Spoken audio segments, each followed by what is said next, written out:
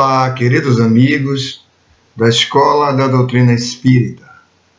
Jesus nos abençoe e nos conceda paz. A mensagem que faremos uma análise breve na noite de hoje, para a reflexão de todos os companheiros da Escola da Doutrina Espírita, é uma mensagem que está no capítulo 20 do Evangelho segundo o Espiritismo. É um capítulo cujo título é Os Trabalhadores da Última Hora. E nós vamos analisar o item 5, exatamente o último item. Um capítulo curto. E o título deste item é Os Obreiros do Senhor. Então, o título da nossa reflexão de hoje é este, Os Obreiros do Senhor, que é uma mensagem trazida pelo Espírito de Verdade, este orientador do trabalho da codificação espírita, e uma mensagem que foi dada em Paris no ano de 1862. Então Kardec toma dessa mensagem, faz a compilação dela na obra e traz para todos nós dentro desse capítulo os trabalhadores da última hora. Faremos aqui breves comentários. A mensagem eu acredito que seja conhecida por todos, mas de qualquer maneira ela é uma mensagem centrada na relação trabalhador, trabalho, portanto obra, e salário. Vocês estão bem lembrados que Jesus contou a parábola exatamente com base nesses aspectos, Então, é um trabalho, essa condição de trabalhador da última hora, ela é muito atribuída aos espíritas, Os espíritas que somos aqueles que estamos recebendo essa última mensagem, essa última tarefa, esse último momento da tarefa, esse último momento da tarefa, que estamos nesse instante de transição, um instante onde o planeta Terra e, portanto, a população da Terra, a população encarnada e desencarnada, estará ingressando na etapa de regeneração, que é uma etapa mais adiantada, dentro do processo de crescimento, do processo de evolução espiritual. Já não é mais aquela etapa de provas e expiações. Claro que isso não vai se dar de uma hora para outra, é uma etapa lenta, gradativa. Já iniciamos a etapa, já estamos na regeneração. Alguns espíritos, já estão em regeneração, já não estão aqui exatamente porque têm expiações, mas porque já se deliberaram pelo bem. Mas muitos estamos ainda naquela situação em que precisamos nos decidir consistentemente pelo bem. Muitos ainda ficamos nas oscilações entre a nossa inferioridade, a vivência da nossa inferioridade, que nós chamamos de mal, e o bem, que é a ação elevada, que é o pensamento elevado, que é o pensamento no amor, que é o pensamento na paz, e na construção superior da vida, a construção dos ideais elevados. Então, ainda estamos muito ali, tateando e titubeando nessa nossa ação, mas que deveria ser mais concreta. Então, é nessa relação que essa mensagem também se funda né? Ela se fundamenta, se estabelece nessa mensagem, nessa relação trabalhador, trabalho, obra e salário, né? E ele vai atribuir uma condição de consciência de trabalho, né?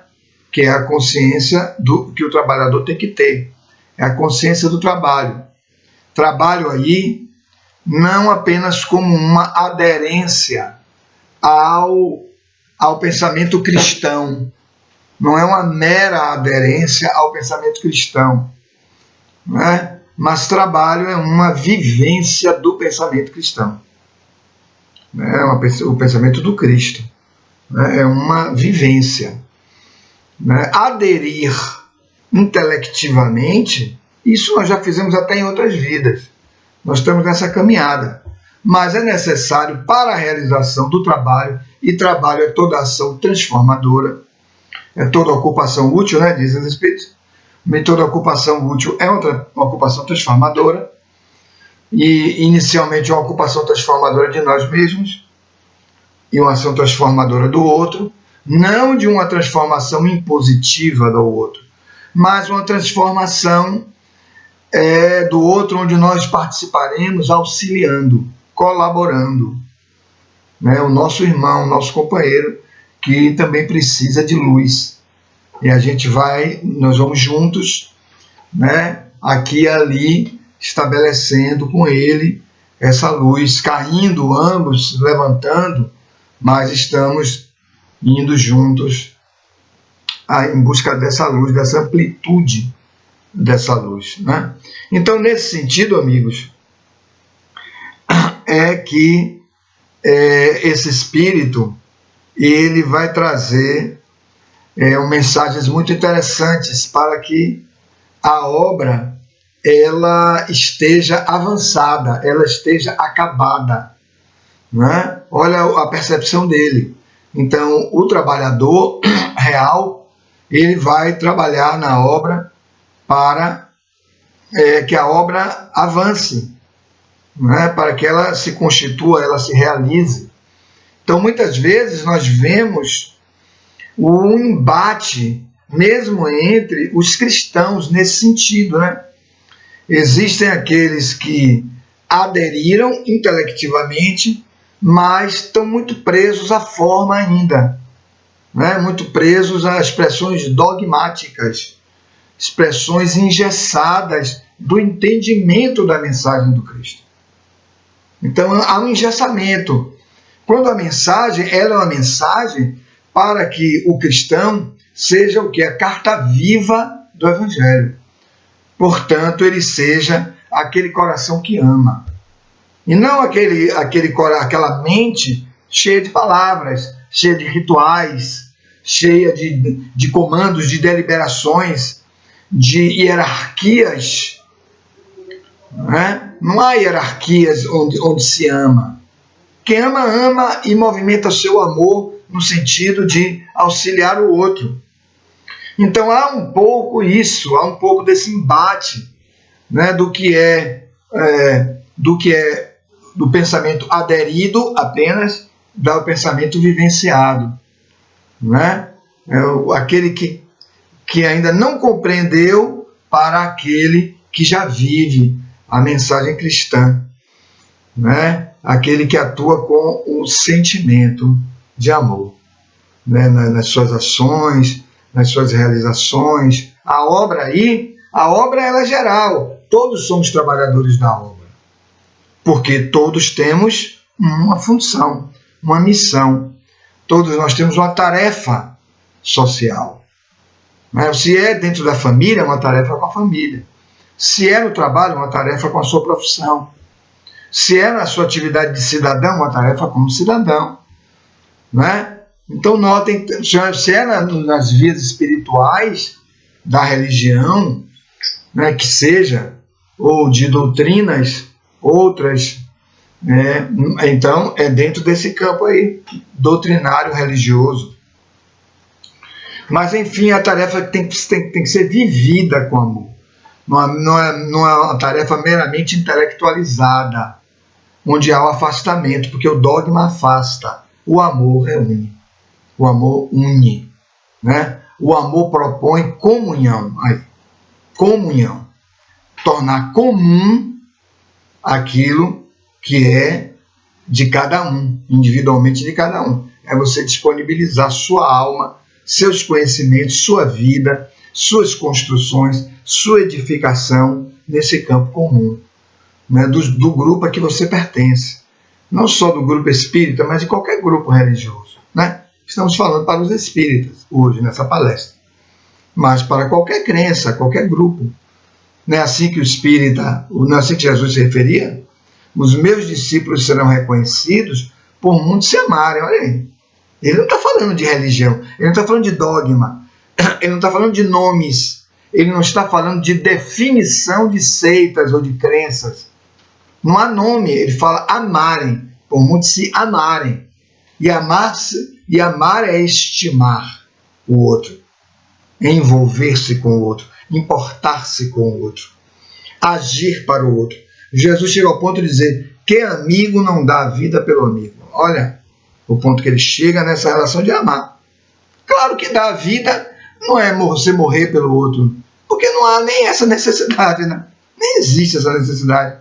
Dar a vida é você dar do seu tempo para o outro, é dar da sua atenção, é dar das suas energias. O que é vida? Vida é isso aí. É atenção, é tempo, é energia, é vida. Dar ao outro é você, às vezes, silenciar para que o outro fale. Mesmo que você não concorde muito com ele, mas você escuta. Depois você encontra um meio, através do amor, de dizer a ele que talvez ele esteja equivocado, que seria melhor que ele refletisse um pouco mais. Né? Não precisa agressões, não precisa disenções, embates, refregas, disputas. Então é nesse sentido que nós encontramos também uma humanidade muito desenganada com os religiosos. Nem tanto com as religiões, mas com os religiosos. Gandhi falava muito isso, né? Gandhi dizia assim: eu amo o Cristo, mas eu temo os cristãos. Os cristãos, né, mandaram, né? Os cristãos como eram representados naquela época, né, pela Igreja Católica, né, foi a grande representante do cristianismo, né, mandou muita gente para a fogueira, né, matou muitas pessoas. Então, olha como ele fala: olha, eu amo Cristo, mas eu temo os cristãos. Gandhi não era cristão, né? Quer dizer, ele via na mensagem do Cristo a verdade. Ele lia o Evangelho e dizia: isso aqui é a verdade. Este homem é um homem santo. Porque ele traz a verdade, e a verdade é o amor. Né? Olha como ele sabe, ele via isso porque ele lia com a alma. Né? Mas os cristãos somos nós que vamos cometendo todos esses equívocos de separação entre os próprios cristãos. Porque não há tolerância, não há paciência, não há compreensão, não há entendimento. Então, a humanidade está bastante desenganada com os religiosos. Então, o que as pessoas, inclusive, isso é um ponto de vista pessoal, o que as pessoas hoje, eu sinto que as pessoas aguardam, não é mais teorias, dogmas, ninguém nem suporta mais dogmas. Não se suporta mais dogmas. Né? Dogmas só suportam aqueles que estão, de certo modo, hipnotizados por esse campo mais da forma, né? Por esse campo do rigor, da impositividade. Mas no amor não há rigores. Há compreensão, há entendimento, há acolhimento. Então as pessoas não suportam mais dogmas, não suportam mais sucessão de atos litúrgicos. Não é isso que ninguém quer mais. O que as pessoas aguardam é a caridade. O que as pessoas aguardam é a caridade. Por isso a obra não é a obra de construir templos, de construir sistemas dogmáticos. Né? Não é isso. Não é isso. Não se pensa numa estruturação teológica. Há muito no Espiritismo há um descambamento muito grande para esse processo cientificista, filosófico, ao extremo. Né? Filosófico ao extremo. Há muitos núcleos espíritas são filosóficos, são pensativos demais, né? Pensam demais, né? Exercitam um nível filosófico muito exacerbado. Nada contra, mas que o coração vá junto com isso. Né? Que o coração vá junto com isso. Porque senão a obra não se realiza. Qual é a obra? E as pessoas aguardam a caridade. A caridade é no seu múltiplo aspecto. Né? A caridade como a compreensão do outro, querer bem ao outro. Ir ao outro e o outro sentir que está sendo amado. Né? Muitas pessoas procuram os religiosos de um modo geral, o espírita também, com as suas demandas, com as suas problemáticas, os seus conflitos. E muitas vezes nós respondemos aquelas pessoas com doutrina. Mas quem disse que ele quer doutrina? A doutrina serve para você, para melhorar você. Olha como esse mesmo espírito aqui, espírito de verdade, disse isso. Espíritas, amai-vos, eis o primeiro ensinamento. Instruí-vos, eis o segundo.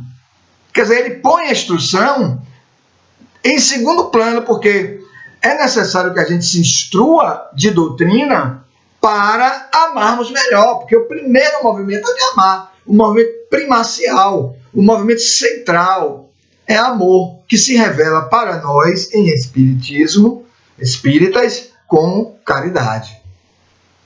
Né? Com caridade, que está lá na questão 886, naqueles núcleos que nós já vimos lá. A benevolência para com todos, e é com todos mesmo. Não podemos dar aquela, não, isso aqui não. É com todos. Né?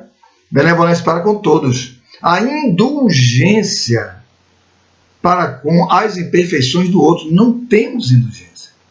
Somos duros, somos exigentes, somos cruéis muitas vezes nas nossas observações.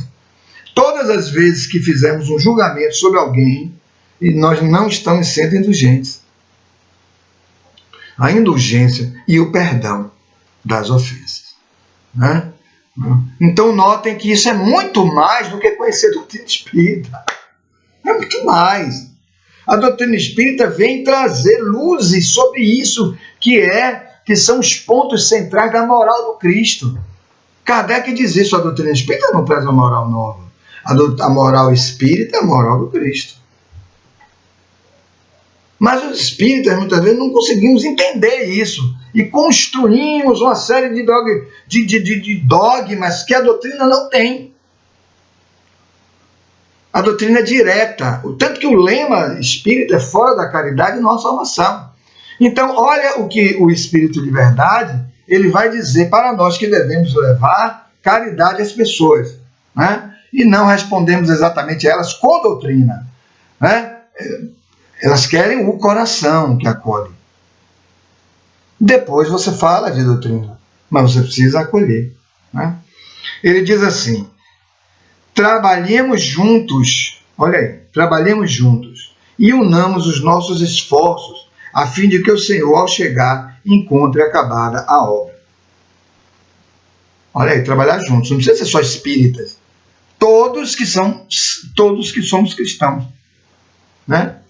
Aí ele diz, porquanto o Senhor lhes dirá, vinde a mim, vós que sois bons servidores, olha aí, vós que soubestes impor silêncio aos vossos ciúmes e às vossas discórdias. Fantástico isso aqui, porque às vezes encontramos em grupos espíritas mesmo, em outras crenças também, mas estamos falando de grupos espíritas, né?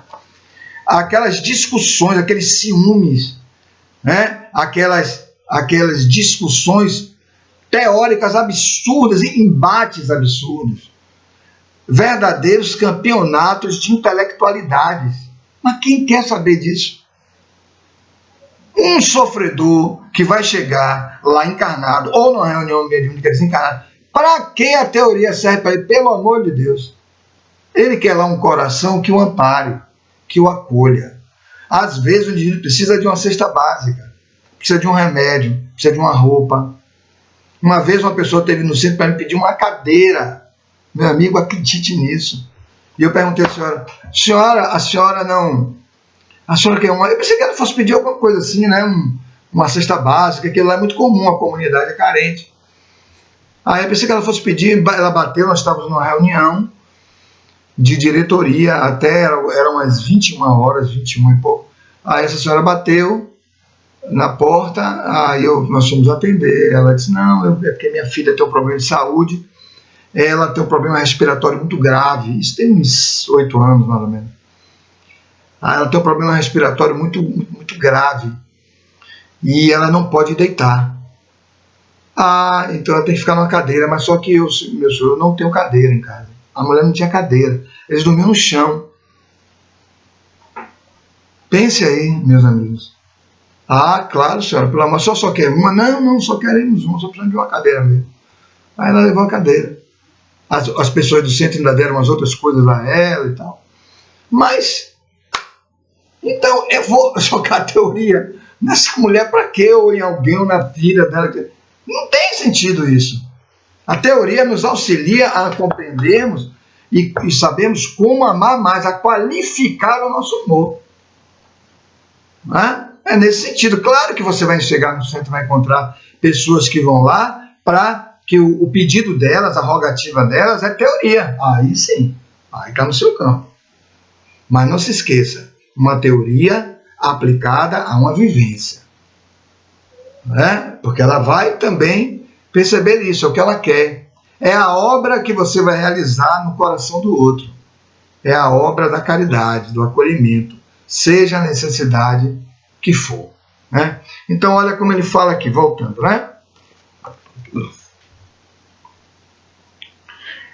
A fim de que vós que soubestes impor silêncio aos vossos ciúmes e às vossas discórdias. Isso é espírito de verdade, viu? A fim de que daí não vieste dano para a obra. Mas ai daqueles que, por efeito de suas disenções, houverem retardado a hora da colheita, pois a tempestade virá e eles serão levados no turbilhão.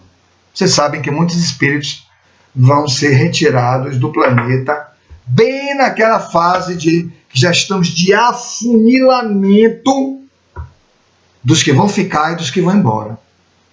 Lembra que Jesus fala isso em 2 passagens no Evangelho? E então haverá prantos e ranger de dentes. Serão lançados fora. Lançados fora, lançado em outro orbe, Um orbe muito menos desenvolvido que o que nós estamos agora. Então é orbe de sofrimento, é planeta de sofrimento também. É isso que ele está querendo reavivar nas nossas consciências aqui, a fim de nós nos deliberarmos. E eu sempre digo isso, quando esses temas são abordados, eu digo, olha, vamos pedir a Deus, vamos trabalhar muito e pedir a Deus para nós não estarmos no grupo dos que vão embora. Porque muitos ficam achando que não estão nesse grupo não, viu? Olha aí, muitos de nós ficam achando que não estão nesse grupo não. Pensemos direitinho para vermos se não estamos. Vamos pensar nas nossas ações com verdade. Vamos nos avaliar com sinceridade, não por alguém, mas por nós mesmos. Vamos ver aonde estão os nossos verdadeiros interesses. Olha aí. Ele abre essa obra falando sobre isso, esse capítulo falando sobre isso. Aí vem a questão, ele diz assim: clamarão esses que vão ser levados pelo turbilhão. Ele diz, clamarão, graça, graça. O Senhor, porém, lhes dirá, como implorais graças, vós que não tivestes piedade dos vossos irmãos, e que vos negastes a estender-lhes as mãos, que esmagastes o fraco, em vez de o amparardes. E é verdade, há muita indiferença no mundo. Podemos dizer, mas há muita indiferença no mundo. Podemos olhar para o mundo agora, como está, pandemia, crise econômica. Mas há muita indiferença no mundo. Sim, meu amigo. mas que não seja o seu coração o coração da indiferença. Pronto. Que não seja o seu coração o coração da indiferença. Seja o coração que sofre, o coração que se importa. Veja como ele diz aqui: vós que não tiveste piedade. E o Evangelho nos aconselha que tenhamos piedade, inclusive, dos criminosos. Olha aí. Dos criminosos, inclusive. Porque são equivocados do caminho. São muito equivocados do caminho. Eles já terão graves dificuldades a experimentar, já sofrem imensamente, né? Código Penal da Vida Futura, né? O do livro Sem Inferno, quem quiser ler, 33 itens. Cada falta cometida, falta moral, né, já traz consigo a sua própria pena. Qual é a pena, amigos? A angústia que o indivíduo tem internamente de não ter conseguido fazer o melhor, que é o bem. Então o Espírito sabe que ele não fez o bem. É claro que ele sabe que não fez. É óbvio que ele sabe que não fez. Ele tornou a escolher o mal, a inferioridade. E ele sofre com isso. Então precisamos ter o quê? Como ele está dizendo na mensagem aqui: vós que não tivesse piedade dos seus irmãos. Precisamos ter piedade, como orando. Não podemos ir, às vezes, na penitenciária e fazer alguma coisa. É uma escolha que o indivíduo fez. Mas podemos orar por eles. Incluir os criminosos nas nossas orações. Para que não passemos como impiedosos. Muitos desejam a morte deles. Não façamos isso. Não é? Nós, se não somos criminosos nessa, porque muitas vezes somos. Viu? Há determinadas violações da lei que nós damos uma brandadazinha porque é uma coisa pequenininha, mas violamos a lei. Em muitos casos, essa violação não é um mero ilícito, é um crime. Não é? Mas não queremos ver isso. Queremos ver no outro. Não é? Então, ele diz isto: como suplicais graças, vós que buscastes a vossa recompensa nos gozos da terra e na satisfação do vosso orgulho? Já recebestes a vossa recompensa, tal qual a quisestes. Olha aí. É a paga do mundo, né? A paga que nós procuramos no mundo. Os benefícios que procuramos no mundo. Não renunciamos a nada. Nada. Há pessoas, amigos, vocês não vão acreditar, mas há pessoas que brigam por centavos. Né? Imagine. Há pessoas que brigam por pontos de vista. Ficam inimigas das outras. Ponto de vista. A pessoa entende de um modo, você entende do outro. Pensa aí, se essa pessoa quer renunciar a alguma coisa, não renuncia nem a ponto de vista. Há pessoas que impõem os seus modelos às outras pessoas e fazem-nas sofrer. Porque elas têm expectativas diferentes. Não é? Imagine que situação complicada. Então não é uma coisa assim. Não somos poucos, né? Aqueles que estamos no grupo dos que talvez sejamos recambiados para outros mundos, né? Então é nesse sentido, amigos, que o Espírito da Verdade vem trazer essa mensagem. E lá em cima na mensagem ele diz uma coisa interessante, eu não li, mas está lá em cima. Ele diz assim: aproxima-se o tempo em que se cumprirão as coisas anunciadas para a transformação da humanidade. Ditosos serão os que houverem trabalhado no campo do Senhor, com desinteresse e sem outro móvel, ou seja, sem outro motivo interno, senão a caridade. Olha aí. Seus dias de trabalho serão pagos pelo cêntuplo do que tiverem esperado. É muita coisa. E tem muito a ver, esse cêntuplo que ele fala aí, tem muito a ver com a parábola que Jesus contou, que o senhor da vinha precisava de trabalhadores, né, para a vinha, então ele saiu a primeira hora, recrutou alguns, Saiu a segunda hora, saiu a terceira hora, tal, sempre ajustando o salário. Mas quando chega na última hora, ele encontra uns trabalhadores, estavam sem fazer nada. Vocês estão sem fazer nada? Ninguém nos deu trabalho para fazer agora. Então ele disse assim, vão lá para a minha vinha e eu te pagarei, e eu pagarei a vocês o que eu entender justo. Ele acertou alguma coisa? Não. Os trabalhadores, exigiram alguma coisa? Não. Mas os anteriores acertaram um denário. Um denário era uma moeda da época, que equivalia mais ou menos a um dia de trabalho. Era um denário. Que deu aquele problema todo, né? Quando na hora de pagar, ele trabalhou uma hora só. Aí chamou o senhor da vinha, chamou o administrador da vinha, que no caso é Jesus, o administrador, o senhor é Deus, o administrador é Jesus. Chamou o administrador e disse, pague os trabalhadores, agora comece pelos últimos. Aí os primeiros se revoltaram, porque eles começaram a trabalhar o dia inteiro, mas quando eles viram que os últimos ganharam um denário, aí o que é que eles fizeram? Bom, mas esses caras aí que chegaram por último ganharam um denário, eu vou ganhar mais. Aí quando chega na hora deles, o administrador paga um denário. Aí eles dizem, vocês estão me pagando, você está me pagando um denário? Eu pago um denário a eles, eu trabalhei desde o início do dia. Aí o senhor da vinha disse, mas meu amigo, o que eu ajustei com você? Um denário. E o que eu estou te pagando? Um denário. Então eu não estou compreendendo. Qual é o seu problema? Entendeu? Então nós ainda somos exigentes. Nós somos exigentes, porque nós não entendemos que o trabalho é a forma que o Pai encontra de fazer com que nós possamos desenvolver as nossas capacidades.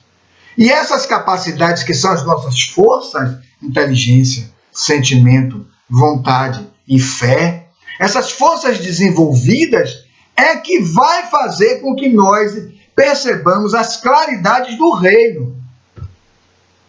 Porque a parábola começa assim, o reino dos céus é semelhante ao pai de família que precisa de trabalhadores para sua vinha. Ele está querendo dizer, na verdade, com aquela historinha toda, o que era o reino. Os últimos que não acertaram o contrato, foram por desinteresse pessoal, são aqueles que têm que ser remunerados primeiro. Por que primeiro? Porque eles já venceram o desinteresse pelas coisas mundanas, corporais, as coisas materiais. Portanto, já estão mais à frente. São pagos logo. Eles já estão à beira do reino.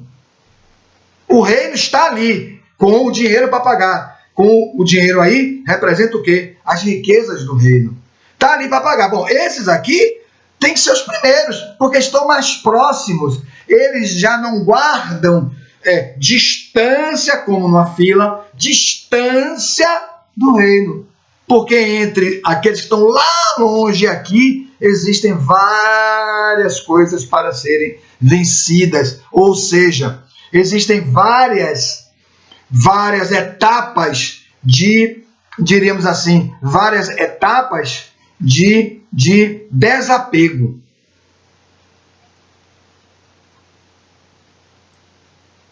Várias etapas de desapego. Mas esses aqui que vieram sem ter contratado nada, pague-os logo. Eles já estão quase no reino. Ó, mestre com a sua. E esse Espírito vem. Tanto que a conclusão que o Espírito da Verdade dá nessa historinha, né, a historinha de Jesus na parábola, nessa passagem, Obreiros do Senhor, é a seguinte: por esta razão, os últimos, os primeiros serão os últimos. Os últimos o quê? A entrar no reino. Porque estão longe, eles estão presos lá, embaraçados pela matéria. Somos nós. Precisamos nos desembaraçar da matéria, de todo esse quadro ilusório que nos faz confundir a ação de ser cristão com um monte de teoria. A gente vê um monte de teoria, caras discutindo subteorias dentro de teorias. Aí alguém vem e ama. Pronto, esse está pronto. Esse aí, Se as teorias todas que eu estou discutindo é para eu aprender a amar e qualificar o meu amor, a minha ação, o desenvolvimento das minhas potências, bom, isso aqui veio amor.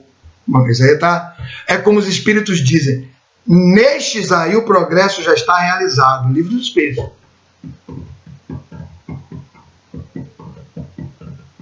Tanto sim, que antes desse mundo de teoria todo, que temos os cristãos primitivos. E cadê as teorias com ele lá, que não tem, que não tiveram? Então eu não estou sendo, veja bem, eu sou contra a teoria, pelo amor de Deus. Eu estou dizendo que o campo teórico precisa ser estudado, precisa ser visto, precisa ser lido, mas é necessário que isso se transforme em atos de amor. É isso que a espiritualidade diz, espírito, amai-vos. Amar não é um teórico, é vivencial, é o fazimento, é a integração com o outro, é o importar-se com o outro. Instruí-vos, diz ele. Então, pague primeiro estes que já estão no reino e depois os outros. Por isto, traduzindo, como ele faz essa tradução, trazendo toda essa reflexão, no final ele faz essa tradução, por isso os primeiros serão os últimos a entrar no reino e os últimos serão os primeiros a entrar no reino. Porque a referência toda ao reino, é quem entra primeiro e por último. Então, aqueles que trazem um desinteresse interno, íntimo, já como a conquista de sua alma, fazem porque amam, e amando não há interesse, senão o próprio amor, esses já estão ali na portinha do reino para entrar, que é esse